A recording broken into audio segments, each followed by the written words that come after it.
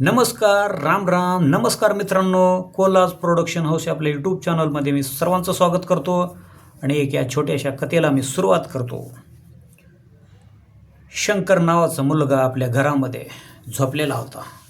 रात्रीचे साधारण 1 वाजलेले होते. अचानक घरातली लाईट गेली. शंकर जागी झाला. उठून पाहतो तर सगळीकडे घरामध्ये अंधार पडलेला होता, अंधार पसरलेला होता. शंकर जागीच थांबून होता, जागीच बसून होता. शंकरची नजर अचानक खिडकीकडे गेली. शंकर उठला आणि खिडकी उघडला. खिडकी उघडल्याच्या नंतर बाहेर सगळीकडे लाख उजेड शंकरला दिसू लागले. पौर्णिमाचा दिवस असल्यामुळे जसा की दिवस वाटावा तसा रात्र लख उजेडाने शंकरला दिसू लागली. शंकरला काही वेळाने आवाज आला. शंकर त्या आवाजाच्या दिशेने नजर फिरवली.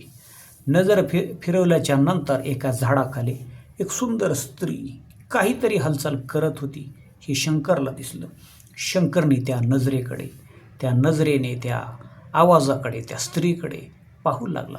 स्त्री काहीतरी हालचाल करत होती हे त्याच्या लक्षात येत होतं, परंतु काय हालचाल करत आहे, काय करत आहे त्याला दिसत नव्हतं.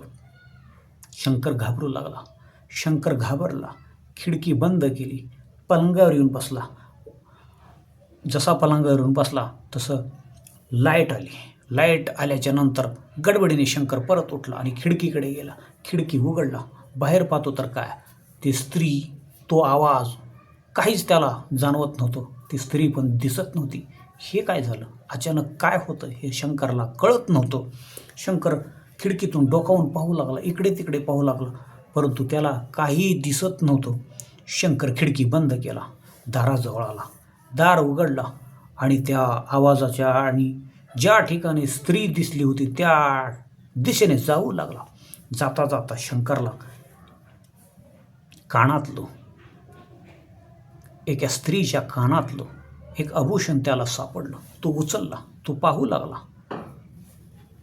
तो आभूषण एका स्त्रीचं होतं असावे असं शंकरला वाटू लागलं. हे कुणाचं असेल, त्या तर स्त्रीचं नसेल. तो इकडे तिकडे पाहू लागला. त्याला कोणीच दिसत नव्हतं. सगळीकडे उजेड, जसा की दिवस वाटावा तसा, परंतु ते रात्र होती. रात्रीचे 1:30 वाजले होते. 1:30 वाजत होते. शंकर परत घरामध्ये आला. तो उजेडात धरून पाहू लागला. तो अलंकार, तो वस्तू, तो चमकत होता. तो पाहू लागला. शंकरला काही कळत नव्हतं हे कुणाचं असेल. शंकर विचार करू लागला. तेव्हा शंकर तो आभूषण घेऊन पलंगाच्या गादीच्या खाली ठेवला आणि झोपी गेला. झोपल्याच्या नंतर शंकर गडबडीने सकाळी लवकर उठला आणि तो आभूषण पाहतोय. गादी उचलून आभूषण पाहतो तर आभूषण त्या ठिकाणी नव्हते. हे काय चमत्कार झाला. शंकर कावरा झाला. शंकरला काय कळत नव्हते. रात्री तर मी आणलेलं होतं, कुठं गेलं, त्याच्या काय ध्यानात येणं, समजणं, नेमकं काय करावे त्याला कळतच नव्हते. शंकर घाबरून गेला. गादी इकडं तिकडं पालटू लागला. त्याला काय ते आभूषण सापडत नव्हतं. लगबगीने बाहेर गेला. ज्या ठिकाणी रात्री तो स्त्री पाहिला होता त्या ठिकाणी गेला. तिथं गेल्यानंतर तिथं हालचाल वगैरे काय, त्याला तिथं काय निशाण काय दिसत नव्हतं. शंकर अचंबून गेला. नेमका हा काय प्रकार आहे हे शंकरच्या ध्यानात येत नव्हतं. आता ह्या कथेचा पार्ट पुढच्या व्हिडिओमध्ये मी तुम्हाला सांगणार आहे. नंबर 1 कथा आहे, तुम्ही जरूर ऐका. धन्यवाद मित्रांनो.